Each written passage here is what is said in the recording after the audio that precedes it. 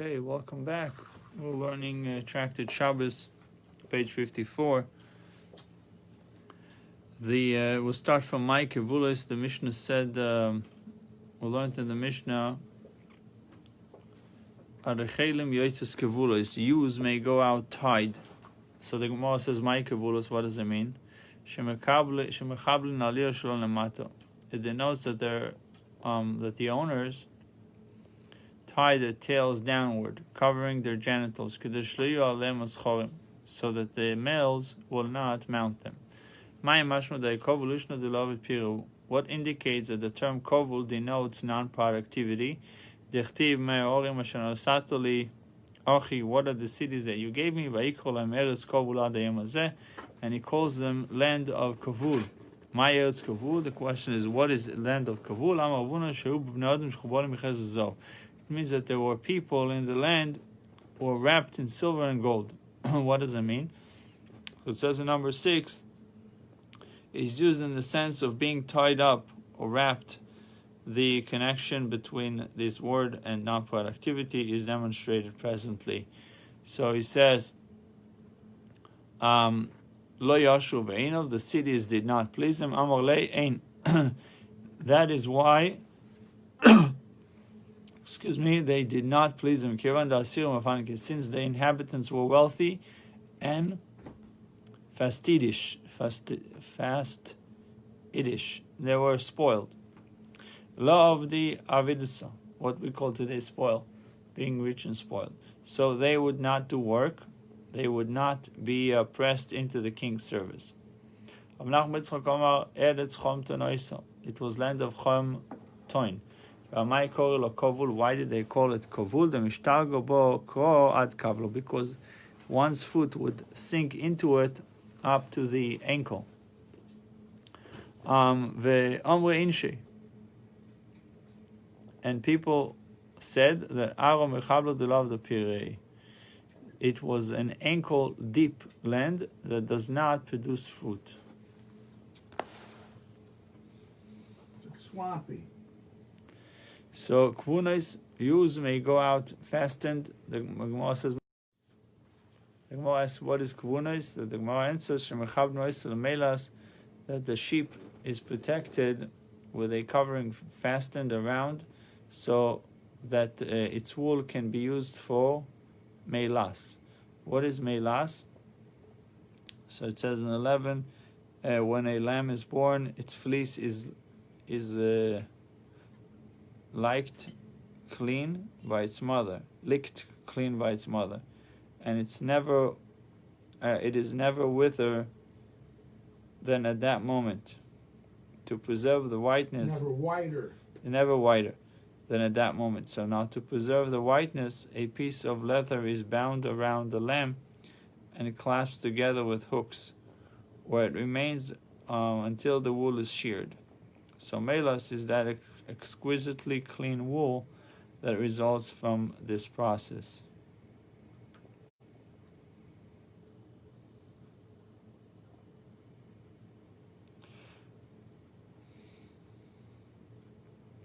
Okay, I don't know if they're stopping the mother from licking the baby, or the licking itself is the cause for whiteness. So the Gemara says, because soon as, if you ever noticed, you ever seen goats, baby goats being born, as soon as they're born, the mother is licking them to rush their blood. Wow.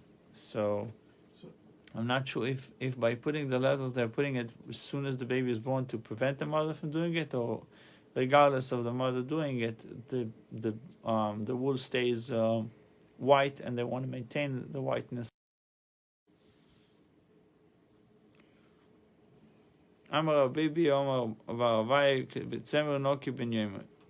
the clean wool of a day-old lamb. He asked the question, it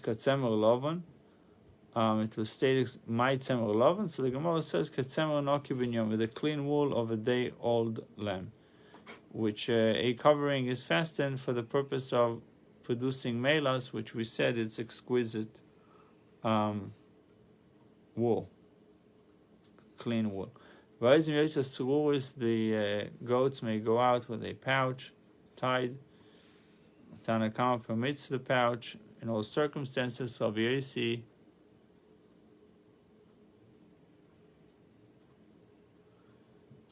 prohibits it in all circumstances. Rabbi Yehuda permitted whether it is used to cause the milk to dry up, and prohibits it where it is used to collect any dripping milk. Itmar Rav Omar Alocha ke Rabbi Yehuda, Shmuel Omar Alocha ke Rabbi Yossi.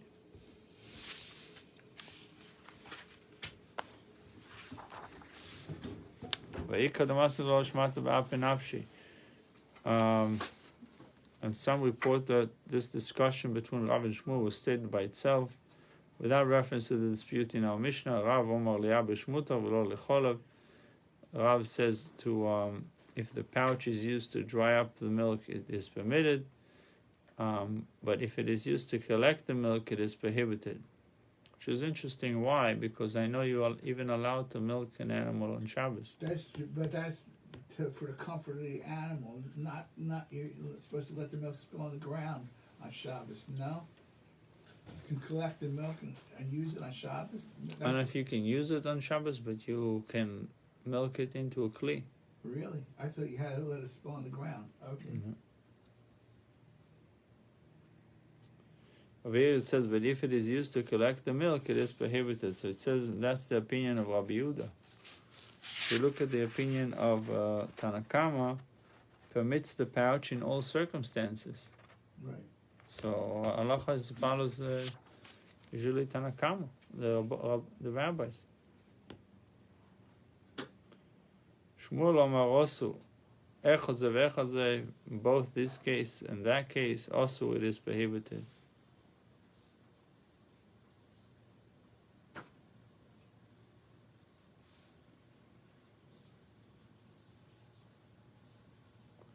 And there's some report that it was stated in reference to this brisa. Ezim yotzes suus liyabesh. Goats may go out with a pouch tied in their udders if it is used to dry up the milk, avalo licholev, but not if it is used to collect the milk. Mishum Rabbi Yehuda Mesera Amru, in the name of Rabbi Yehuda Mesera, they said kach halocha, that this is indeed the law. Aval mimefis, but who will draw lots to determine Ezul liyabesh ve'ezul licholev? How would you know which case the pouch is used to dry up the milk and the pouch, and if the pouch is used to collect the milk? Toch she'en makirim echad ze ve'echad ze osu. Since people cannot discern the difference between them, so both of them are prohibited. Amar Shmuel v'amar l'amar Rabbi Yehuda Shmuel alocha ki Rabbi Yehuda b'seiro, alocha faros Rabbi Yehuda b'seiro. According to this version too, Shmuel forbids the pouch whether it is used to dry up the milk or to collect it. However, the first version where Shmuel rules in accordance with Rabbi Yossi, the reason is that the pouch is deemed a burden in both cases. In this version, though, Shmuel agrees that where the pouch is used to dry up the milk, it is not a burden. He prohibits its use in such case only because it might be confused with a pouch used to collect the milk. There are practical differences between these versions. For instance, in a locale where such a pouch is used only to drop the milk, hence there are no grounds for confusion. It would be permitted for that purpose according to the second version, but not according to the first version. See, in a locale where such a pouch is used only to drop the milk, there are no grounds for confusion. Okay. See, there's a difference between milking an animal on Shabbos into a kli than putting a pouch on it and making it go outside of the tchum. Wow. So it's two different cases. Yeah, we didn't get to, in general, milking animals on Shabbos. It was not even, we didn't get there yet. And with what may an animal not go out? Lo yitze gom metutelis. Camel not go out with a metutelis. What is metutelis? It says it's a strap that anchors the animal's load to its tail, and prevent the load from sliding forward when the animal goes downhill. Okay? Okay. So, le'okut v'le'rogul, and it may not go out bound or hobbled. Bound means that its legs are chained together in a particular manner, and hobbled means that its lower foreleg is bent upward toward the upper foreleg and tied. This too was done to prevent the animal from running away by leaving it only 3 free legs. One may not tie camels to each other and pull one of them so that the others follow. But one may gather the ropes into his hand and pull each one by its own rope, provided that he does not wind the ropes around his hand. Good luck with that one. I guess just pulling the rope, not. Can you imagine? You're talking about these crazy animals, Yeah. and they're, you're holding. No, a lot of them are loosely. trained. Yeah. Some camels are trained very well. Yeah. Okay. The Gemara says the camel may not go out with a metutelis tied to its tail. So we said this is a type of anchor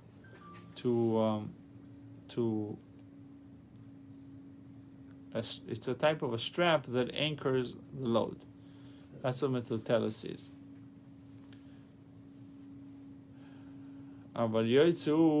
So if it's tied to its tail, it says you're not allowed to. But it's allowed to go with the strap.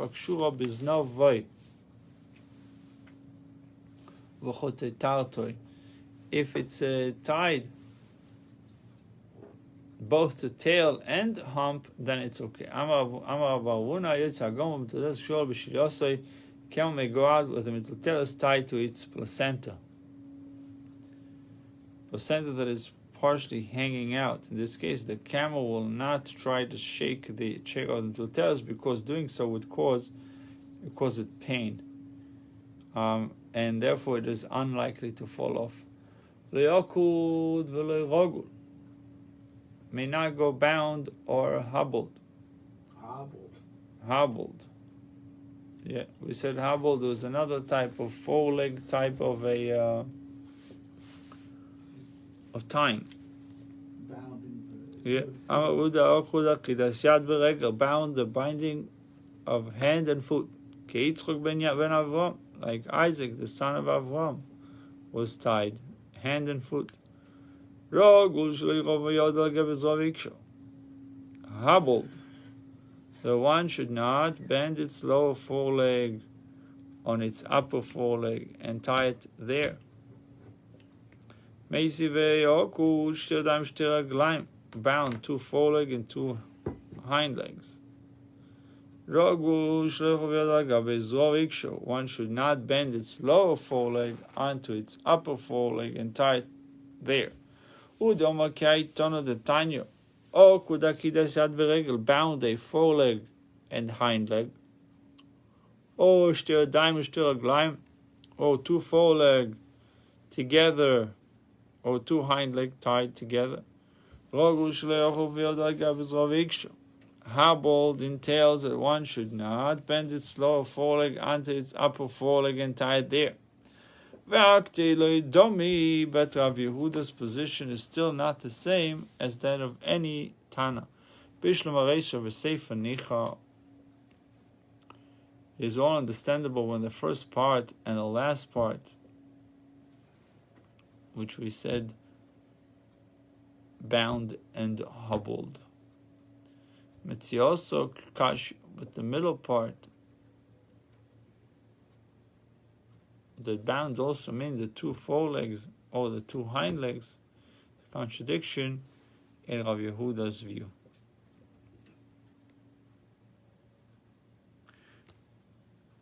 Rabbi Yehuda said that bound means only as a foreleg tied to a hind leg, not 2 and 2. Elo Udoma Kaitan. Rabbi Yehuda follows this Tana. Akud Akida said, Regel Kitzchok ben Avram. What Akud means? Bound, binding of hand and foot. Like Yitzchak. Rogul Shleichof Yodei al Gav Izov. And what is hobbled? Hobbled. What did I say? Hubble. What's the difference? Hubble is a U and hobble is a O. Oh. Hubble is like the space thing. Hobble is your... The bounding. Right. So hobbled. Hobble. Yeah. Okay. So he says, Akud Akida Siad V'Regel, binding of hand and foot, like Yitzchak the son of Avram. But that's like basically incapacitating the animal. Like I thought Yitzchak was tied up so he couldn't move. Same thing over here. You don't want the camel to move. So you're tying up the animal so it's not going anywhere. Right. You don't want it to run away. So why don't you just put it in a pen? Why do you got to do all this crap stuff? But If you don't have a pen. I don't know, but it's like weird to do all this. But okay, fine. Yeah. And So you're not supposed to be traveling with animals. You're not running around on Shabbos anyway. So if you're knocking out one leg, you're limiting its... Right, it can't go so far or fast. So Rogu Shloyochov al Gab Izov hobbled entails that one should not bend its lower foreleg onto its upper foreleg and tie it there. And one may not tie camels to each other and pull one of them. My time why not? Because it appears like one who is going to sell his camels in the market. What? Morris Iron. Yeah, aval machnis, but he may gather the ropes into his hand and pull them together, provided that he does not wind the ropes around his hand. They did not teach this except in regard to the laws of kilayim. Kilayim demai, kilayim of what? Ilam kilayim de'odom, if one says it means kilayim of a person who is pulling together with the camels. Vasunan, but we learned in a Mishnah. A person is permitted to plow or pull some other load together with all of them, any species of animal. Rather, perhaps you will say that Rav Ashi refers to kilaim of the ropes. Ve'asanyo, ve'ho sanyo. It was taught in a Mishnah, one who makes only one connection, it's not considered a connection, not considered a chibur. So over here, in this case, one who makes only one connection between wool and linen is not considered to have created a forbidden combination. Actually, Rav Ashi refers to kilaim of the ropes. This is what our Mishnah means. He may gather ropes into his hand, provided that he does not warp them and tie them. The Gemara quotes another qualification of our Mishnah's law that one may pull camels by the lashes in a public domain on the Shabbos. Provided that the end of the rope does not extend a tefach below his hand. So the Rabbi Shmuel tfachayim, but we learned in the Academy of Shmuel that it was two tfachim. Amar Abaye Osh, the Amar Shmuel tefach, we learned Rabbi Shmuel tfachayim. Shmuel alocho l'maise oto lashmuin. In one place it says tefach. In the Academy of Shmuel they said two tfachim. Zeven that Shmuel came to inform us only of the practical halacha. So wait a minute, you're holding this rope and you have one... Yeah, 1 second. He says, it was told in a one may pull an animal by its lash. Okay? Yeah. Holding the leash, provided that he raises the leash a tefach from the ground. The Baisa was taught regarding the part of the rope that is between the person and the animal. Ein chamoir yotzim radas moshen akshur. A donkey may not go out with a saddle cloth, if it is not tied onto it. No, with a bell, even if it is stopped.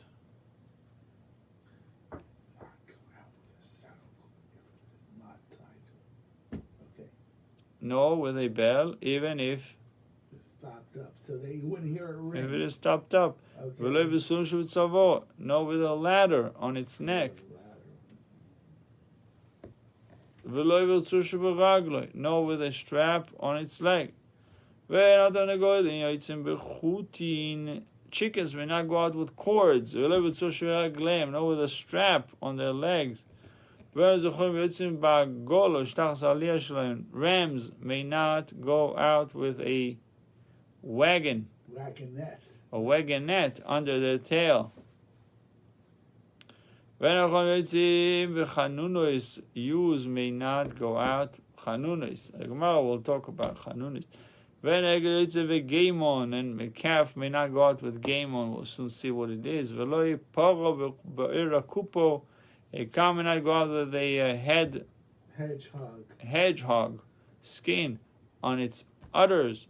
No, with a strap between her horns. The cow of Elazar ben Azariah used to go out with a strap between her horns against the will of the sages. Gemara will discuss exactly the situation. For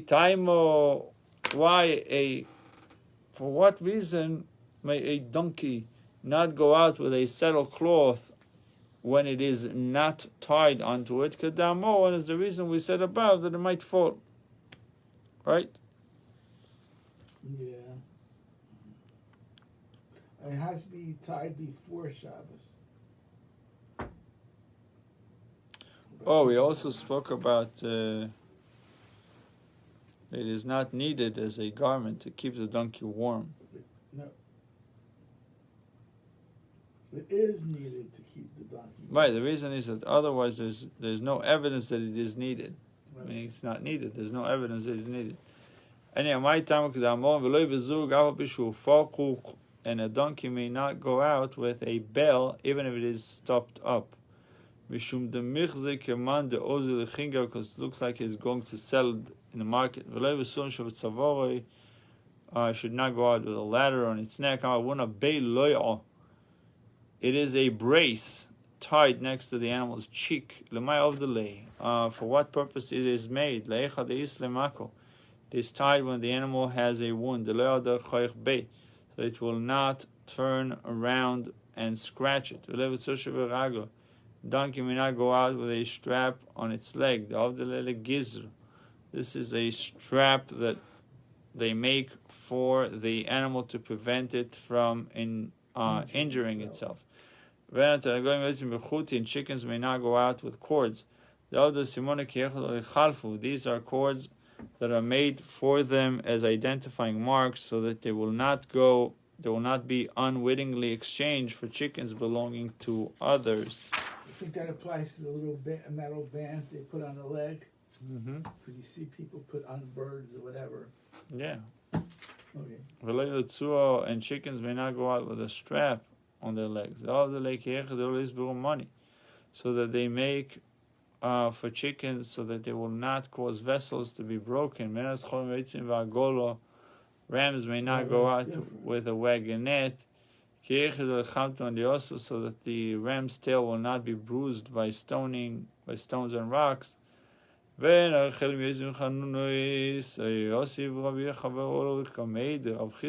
it mean? The ewes may not go out from the time they shear a sheep until the wool grows back. They immerse a compress in oil for it. And they place the compress on its forehead so that it will not become cold. I think nowadays they put some kind of a blanket. Yeah. Okay. So when you're shearing it, then you got to put something on it, just like the stupid dogs. They do the same thing with the dogs. Yeah. My brother has a dog that he has to get sheared all the time. Why? It grows too much hair. Yeah, it gets all knotted and everything, and it gets hot, so he has to take it. One of the, and this is considered a vital function. So the shearing place is open during the virus. Oh, wow. Yeah, so humans cannot get a haircut, but dogs can. Right. Shows the priorities. Okay, weiter. If so, you are treating a sheep like ma'ukva. Why? It says you are treating this sheep as if it was important as ma'ukva. Ma'ukva was a wealthy man who held the position of Av based in. It was surely not the custom to treat sheep so well.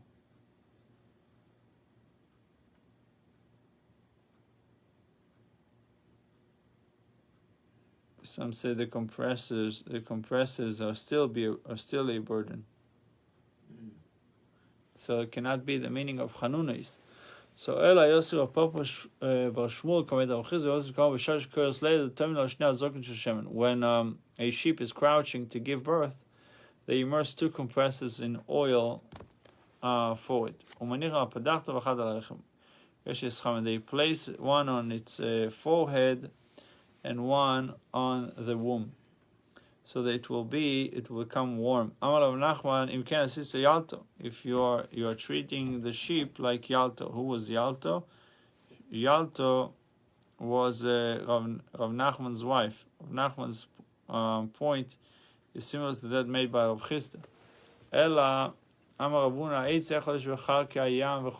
There is a certain tree overseas, and the name of the tree is Chonun.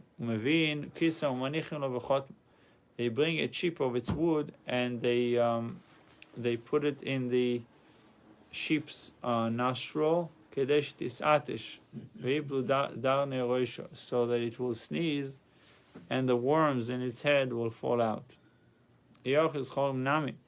So this should be also for male sheep, not only female sheep. The male, they constantly butt each other, so the worms on their head fall out anyway. Shimon Nazir Omar Kismo Derismo, a chip of rois and wood.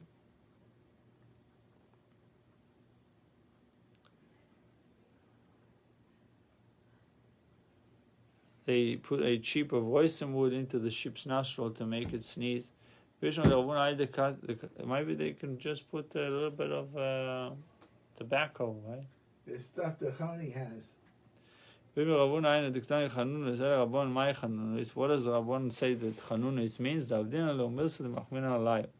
We do for the sheep, warm them to remove their worms out of mercy for them. A calf may not go out with a gimon. My ega begimon. What does it mean? Amar Avuna Barnira.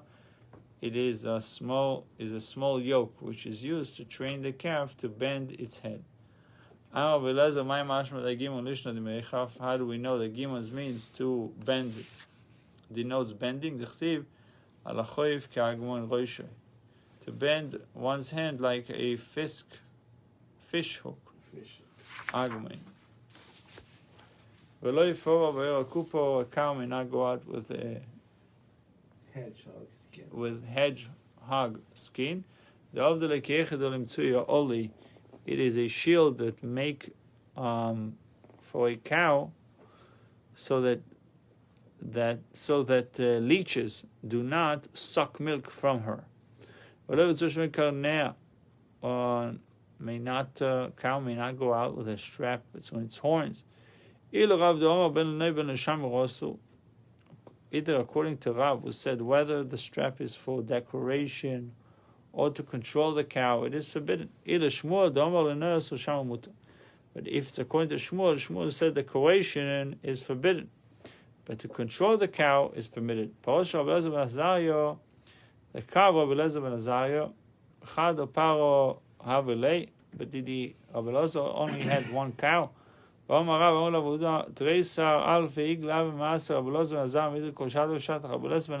meiser used to be, he was so wealthy that his meiser was 12,000 calves from his herd every year. Imagine if that was 12,000 was his meiser. How much? Maybe he had 120,000 calves. That's not talking about the cows. And that many cows. Right, 120,000 calves, and from that it gave 12,000. Right. 12,000. Right.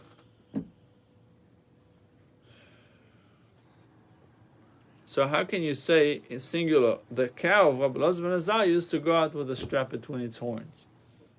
So Tana lo shelo yoisa la sheshchento yoisa. It was taught in a baisa. It was not his cow, but that of a female neighbor of his. So why is it called his? Because he did not protest against her. It is called his cow. Now, the reason why he didn't protest because he was in the opinion that it's permitted, but he himself didn't do it because the rabbis were the majority. Right. And now the fact that, but he didn't protest his neighbor from doing it because that was his. Right. They have this in the Tanya. Right, the end of Tanya over there. It's at the end of fasted a lot. Rabbi Chanina, Rabbi Yochanan, Rabbi Masnu, Chulei de Seder Moed Kol Ki Hai Zuga Chalufi Rabbi Yochanan Ma'el Rabbi Menashe. Throughout the order of Moed, wherever this group is mentioned, Rabbi Yochanan, Rabbi Menashe. There are those who remove the name Rabbi Yochanan and insert Rabbi Menashe. Whoever has the ability to protest against the members of his household, but does not protest, Nispas Alan Shebeito is punished for the transgressions of the members of his household. Anshe Iroi, similarly, one who can protest against the people of his town, but does not do so, Nispas Alan Sheiro is punished for the transgression of the people of his town. Further, one who can protest against the entire world, but does not protest, is punished for the transgressions of the entire world. So your responsibility is up to your ability to protest. What does it mean to protest? I guess that actually people listen to you. That's also a possibility. Well, that makes me putter. No, not sure. We have to see who would actually be. Go on weiter, you'll see. And these officials of the house of the auxiliary are punished for the transgressions of the entire Jewish world if they fail to protest. Scriptural support is adduced for these teachings, like that which Rabbi Chanina said,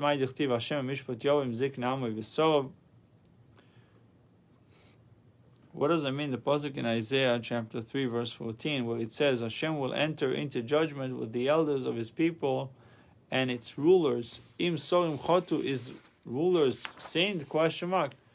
Zekeinim meh chotu, what sin did the elders commit? Ela ema zkenim shlemichu b'sorim. Rather say that Scripture speaks about elders who did not protest against the sinful actions of the leaders and were therefore brought to judgment by God. Buchim Tiyu, we have learned page Nun Daled. Tomorrow, God willing, we'll learn Nun Hey. Try to do it earlier tomorrow. And God willing, we'll learn tonight. 7:30, right? Because you're learning something now. I think so tonight they have. Oh, actually, they have 7:30 Pirkei Avos. Right, So so that knocks this out. We can just have to do it on our own. yeah. Okay. Yeah, sweet.